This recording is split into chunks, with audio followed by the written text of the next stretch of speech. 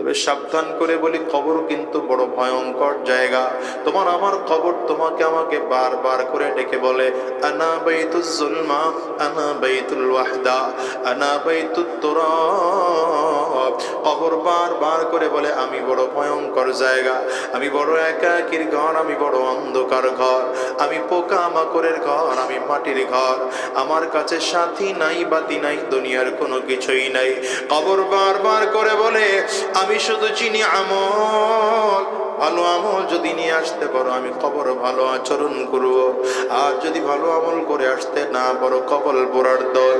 কবর বারবার করে বলে, আমার ডানেও মাটি, বামেও মাটি, সামনেও মাটি, পেছনেও মাটি, আমি কবর দুই দিকের মাটিগুলো একত্রিত হইয়া গুনাহগারের লাশটাকে এত জোরে চাপ মারবো, এক ফজরের হাড় কিন্তু আরেক ফজরের মধ্যে নিয়ে পৌঁছায় দেব। এ বাজান রে,